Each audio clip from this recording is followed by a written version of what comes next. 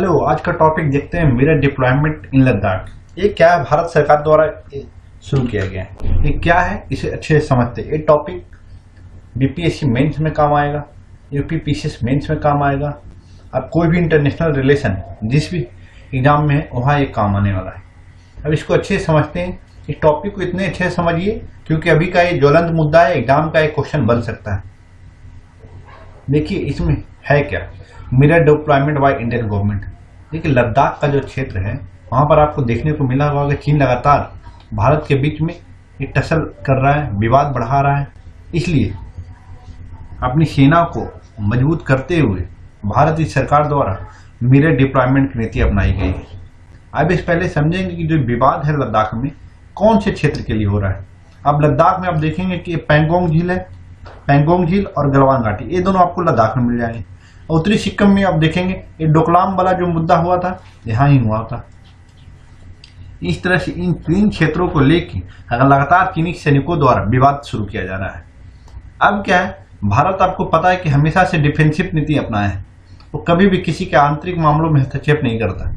लेकिन भारत अपने क्षेत्र की संप्रभुता की रक्षा करने के लिए प्रतिबद्ध है। आप देखेंगे कि मिरर डिप्लॉयमेंट से मतलब ये है कि यह जिस क्षेत्र में विवाद है, अगर उस क्षेत्र में चीन जिस तरह से अपने सैनिकों की संख्या लगातार बढ़ा रहा है, उसी नीति को अपनाकर चीन को उसकी भाषा में जवाब देने की तैयारी की जा रही है। मतलब क्या हुआ, मिरर से आप समझ सकते हैं कि आप जो सामने खड़े हो, जो आप दिख रहे हो वही हो। ऐसा ही नीति हम अपना रहे हैं, भारत अपना रहा है कि सामने जिस तरह से चीन अपनाएगा उसी के मिरर के रूप में हम भी अपनी सैनिकों की संख्या बढ़ाएंगे। आप जिस तरह से सामग्रियां बढ़ा रहे हो, टेंट बना रहे हो, देखिए आपको देखिए गलवान घाटी के नजदीक देखेंगे कि लगभग 100 टेंट, ये सब सारे के सारे जो आपको तथ्य लिखे जा रहे हैं ये सैटेलाइट आधारित चित्रों के आधार पर कहे जा रहे हैं। आप देखेंगे तो सैनिकों की संख्या लगातार बढ़ रही है। वहां पर देखा गया है कि लगभग 5000 सैनिकों का मूवमेंट दिखा गया है। और क्या है, ताकि ये भारत पे दबाव बना सके। अब आखिर भारत पे दबाव क्यों बनाना चाहता है, आपको एक चीज और बता दूं, वहां जिस तरह संसाधन बढ़ रहे हैं, एक एनडीटीवी का एक न्यूज में भी सामने आया है कि चाइना जो पैंगोंग झील है वहां से लगभग 200 किलोमीटर की दूरी पर एक एयरबेस बनाया है जहां पर फाइटर प्लेन भी है। तो आप फाइटर प्लेन को लद्दाख की सीमा तक पहुंचने में कोई ज्यादा टाइम लगता नहीं है। इस तरह से इस चीज को और एक गहरा विवाद के रूप में देखा जा रहा है। ये देखा जा रहा है जिस तरह से डोकलाम के समय में भारत पर दबाव बनाने की कोशिश की जा रही है, उसी तरह का दबाव यहाँ पर भी भारत पर बनाए जाने की कोशिश की जा रही है। अच्छा, क्यों ज्यादा दबाव बनाने की कोशिश की जा रही है, इसे भी समझेंगे आगे। लेकिन उसके पहले हमें जानने की जरूरत है कि हम अपनी सैनिकों की संख्या तो बढ़ा ही रहे ताकि हम चीन की हर कोशिश को माकूल जवाब दे। माकूल जवाब देने से मतलब ये नहीं कि हम एग्रेशन दिखाएंगे, लेकिन हाँ अपनी संप्रभुता की रक्षा करेंगे। नोट क्या है, देखिए एलएसी जो है उस पर अभी डिमार्केशन नहीं हुआ। इस कारण से क्या होता है, कई छोटी मोटी झपट आपको हमेशा देखने को मिलते हैं, लेकिन उसको कूटनीतिक स्तर पे ठीक कर लिया जाता है। आप ये भी देखेंगे 1975 से लेकर अब तक कभी गोली एक दूसरे के सैनिकों पर नहीं चलाई गई है या उस क्षेत्र में नहीं चलाई गई। लेकिन इस तरह जिस तरह से चीन बहुत एग्रेसिव होकर काम कर रहा है, उसी आधार पर कई एक्सपर्ट लोग कह रहे हैं कि क्या ऑपरेशन मेघदूत की जरूरत पड़ेगा। मेघदूत यहाँ पर भी होगा लागू, मेघदूत 2 करना चाहिए, लेकिन इस बात पर निर्णय सरकार लेगी, भारत सरकार लेगी। लेकिन यहाँ पर जरूर ध्यान रखना पड़ेगा कि ये पाकिस्तान जो हमने मेघदूत किया था, ऑपरेशन मेघदूत पाकिस्तान के साथ किया था, लेकिन यहाँ पर चीन है। आपको चीन को पता होगा, आपको समझना पड़ेगा कि चीन की तकनीक हमसे अच्छा है, संसाधन उसके पास ज्यादा है, सैन्य बल ज्यादा है। तो ये सारी चीजों को आपको ध्यान में रखना पड़ेगा और उसके बाद ही निर्णय लेना पड़ता है। और निर्णय लेने का मतलब ये नहीं कि इन सब चीजों को चीन के पास ज्यादा चीज है इसलिए हम अपने संप्रभुता की रक्षा नहीं करेंगे, ऐसा नहीं है। लेकिन भारत डिफेंसिव होकर अपने क्षेत्र को रक्षा करने के लिए, संप्रभुता की रक्षा करने के लिए वो प्रतिबद्ध रहेगा। आपको पता होगा कि भारत की सरकार प्रधानमंत्री द्वारा सीडीएस सुरक्षा सलाहकार, जो राष्ट्रीय सुरक्षा सलाहकार है, तीनों सेनाओं के प्रमुख के साथ प्रधानमंत्री की मीटिंग हुई और वहां यह निर्णय लिया गया कि डोकलाम विवाद के समय जिस तरह का हमने संयम का परिचय दिया है उसी तरह का संयम का परिचय देते हुए हम अपने संप्रभुता की रक्षा करेंगे। भारत उस क्षेत्र में वैसे ही टिका रहेगा जैसे डोकलाम में था। अब एक चीज आगे देखते हैं, विवाद शुरू कब हुआ, इसके इतिहास के पीछे जाते हैं। थोड़ा सा इतिहास समझ लेंगे तो आपको बहुत अच्छे से समझ में आएगा कि मिरर एम्प्लॉयमेंट की नीति क्यों जरूरी पड़ गई। आप देखेंगे 5 मई 2020 को पूर्वी लद्दाख में लगभग 250 चीनी सैनिक आए और भारतीय सैनिकों से झपट की, क्योंकि भारतीय क्षेत्र में वो एंट्री कर रहे थे। यहाँ पर इस विवाद को आप देखेंगे कि जब झपट हुई तो लगभग 100 से ज्यादा लोग घायल हो गए। अब इस तरह से विवाद गहराते जा रहा है। उसके तुरंत बाद देखेंगे कि उत्तर सिक्किम में चीनी सैनिकों द्वारा इस तरह का झपट शुरू किया गया और विवाद और गहरा होता चला गया। आपको एक चीज बता दूं कि अभी फिलहाल पैंगोंग झील पे लगभग 2/3 भाग जो है क्षेत्र है चीन के हिस्से में, 1/3 भाग भारत के हिस्से में। यहाँ पर पैंगोंग झील के बारे में एक चीज और जान लीजिए कि यहाँ पर 8 फिंगर्स नाम से 8 फिंगर नाम से क्या जाना जाता है, पैंगोंग झील है जो इसका जो एक क्षेत्र है, पैंगोंग झील को ही 8 फिंगर्स बोला जाता है। इसका जो हथेली नुमा आकार है इसी के आधार पर इसे 8 फिंगर्स भी बोला जाता है, तो सेना द्वारा ये नाम दिया गया है। अब इसकी 8 फिंगर से कुछ संबंधित तथ्य हैं उसे भी समझ लेते हैं। आपको बता दूं कि लाइन ऑफ कंट्रोल जो है 8 फिंगर से शुरू होता है। ये कौन मानता है? ये भारत मानता है।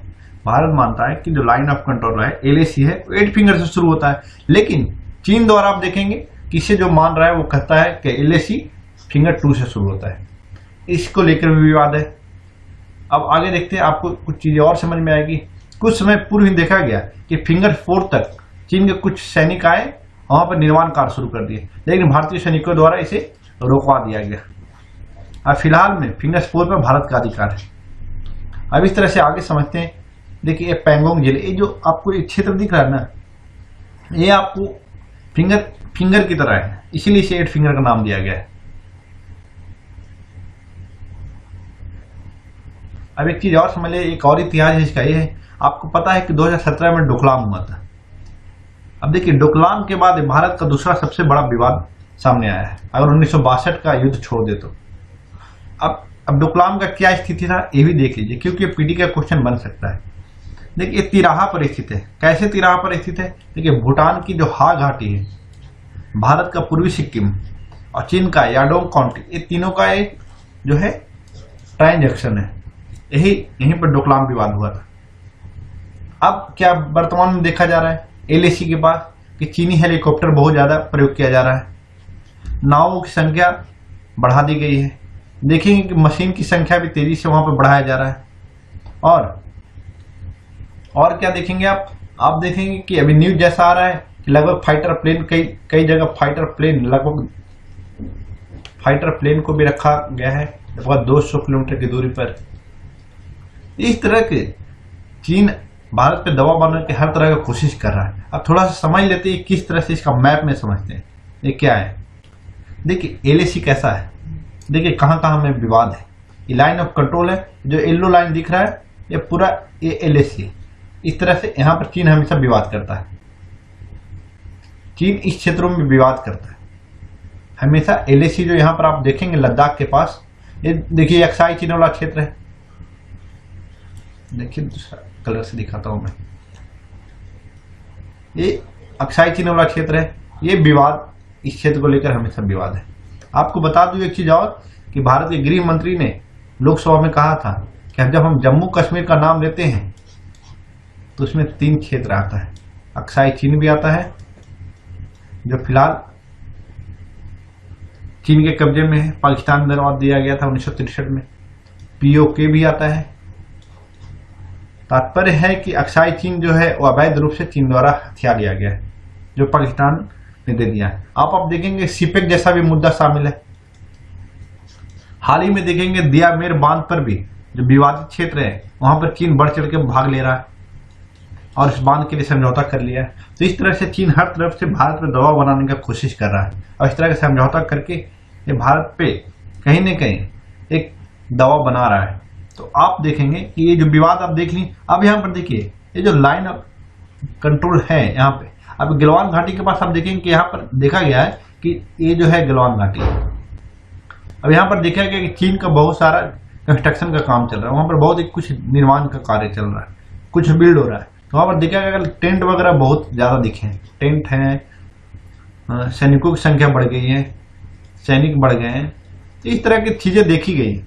तो इससे समझ में आ रहा है कि चीन बहुत ही एग्रेसिव मोड में है और भारत के साथ विवाद करने के लिए बहुत ही तत्पर है। और तत्पर है, लेकिन इसका क्या अंत युद्ध के साथ होगा, इसे आगे देखेंगे। दूसरा चीज और क्या है भारत पे दबाव बनाने का, आप देखेंगे कि भारत जो चीन की सीमा से लगा हुआ जो इंफ्रास्ट्रक्चर है, जो रोड है, वो लगभग 70% कंप्लीट कर चुका है, ताकि भारतीय सैनिक समय रहते हुए सीमा पर अपने संप्रभुता की रक्षा करने के लिए पहुंच सके। ये भी एक कहीं न कहीं चीन पर एक दबाव का काम कर रहा है, और चीन इसी को समझते हुए भारत पर और ज्यादा दबाव बनाने की कोशिश कर रहा है।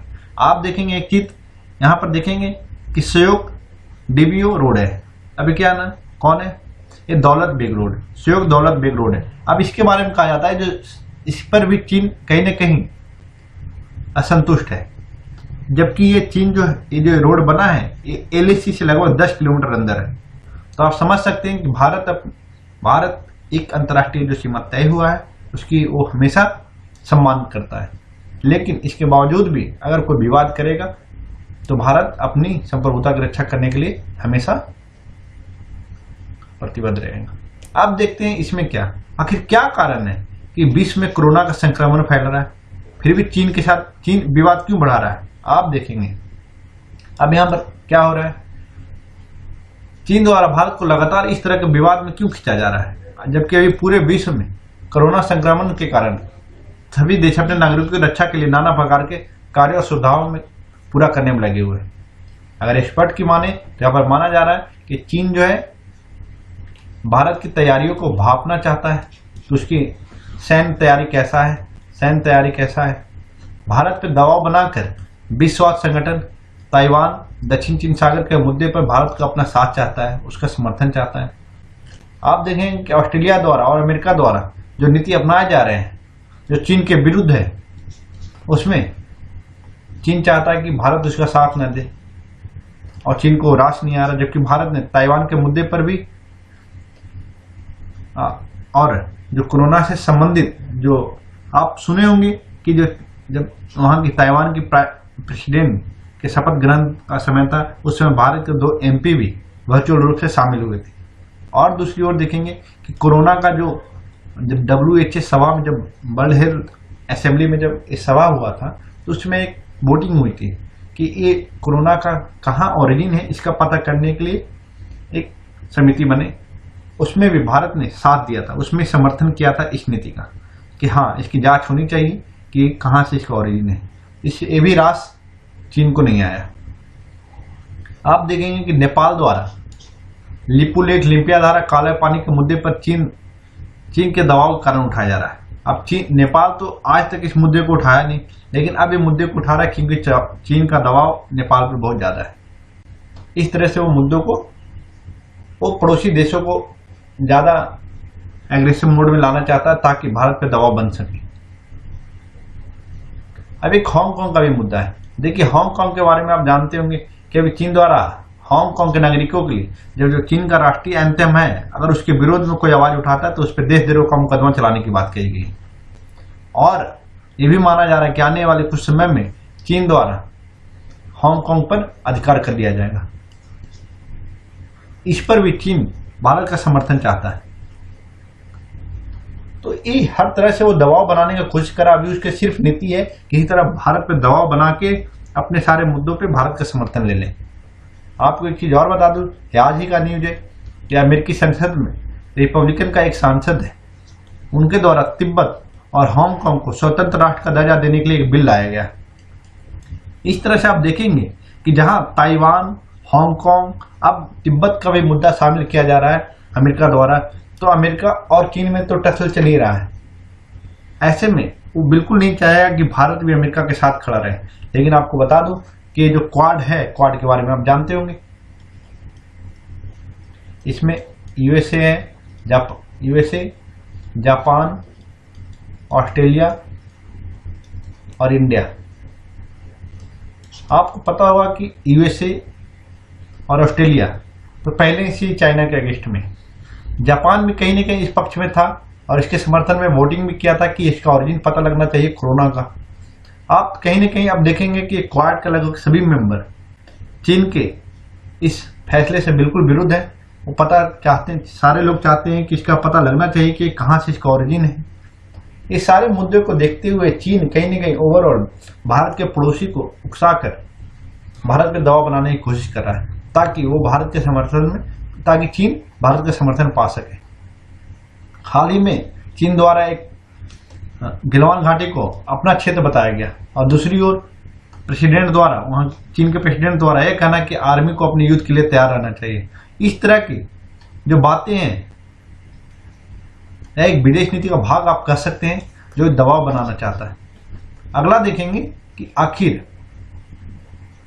अब एक चीज बता दूं, इसमें होता क्या है। अब ये दबाव की नीति बन रही है, तो आपको समझना पड़ेगा कि अभी भारत और यूएसए के बीच में लॉजिस्टिक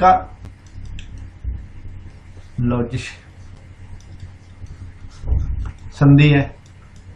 आप देखेंगे कि अगर भारत को ऑस्ट्रेलिया से भारत आना है, तो अब इसमें क्या होता है, लॉजिस्टिक का संधि हो जाएगा, ट्रीटी हो जाएगा। तो अब भारत की जो डॉक है, भारत की जो जहाज है इधर डॉक कर सकती है, ऑस्ट्रेलिया की जो जहाज है इधर डॉक कर सकती है। इस तरह से आप देखेंगे कि अगर इस तरह से संधि हो जाते हैं, तो मलक्का के रास्ते अगर चीन की कोई चीजें जाएंगी, तो यहाँ पर उसके लिए मुश्किलें पैदा हो सकती है। आपको पता है कि यूएसए से ऑलरेडी भारत के साथ है, तो वो बिल्कुल नहीं चाहता ये संधि अभी भारत और ऑस्ट्रेलिया के साथ भी होना है, इंडिया और ऑस्ट्रेलिया के साथ भी होना है। तो ये जब होगा तो चीन के लिए और मुश्किल खड़ा होगा। तो आप देखेंगे कि चीन कहीं न कहीं भारत पर दबाव बनाने की नीति अपना रहा है, और उसमें वो सफल होने की कोशिश कर रहा है। लेकिन भारत अपनी संप्रभुता का रक्षा के लिए प्रतिबद्ध है। आगे जो भी हो, युद्ध की संभावना है नहीं है, संभावना बहुत कम है कि युद्ध होगा, क्योंकि आप देखेंगे कि चीन आर्थिक रूप से भारत से व्यापार घाटा, इसमें व्यापार घाटा भारत को है, लगभग $54 बिलियन का है। तो आप देखेंगे कि इस तरह से भारत को अगर युद्ध होता है, तो इसमें चीन का ही नुकसान है। आप देखेंगे सीपेक को करने में लगभग $60 बिलियन का है इन्वेस्टमेंट, भारत से ही इतना ही ले रहा है। तो कोई भी देश नहीं चाहेगा कि इस तरह का उसका लाभ हानि हो, लेकिन कुछ कहा नहीं जा सकता, लेकिन संभावना युद्ध की बहुत कम है। चलिए ठीक है, अगर अच्छा लगे तो दोस्तों में शेयर करिएगा। अच्छा, अबे यार, ये तो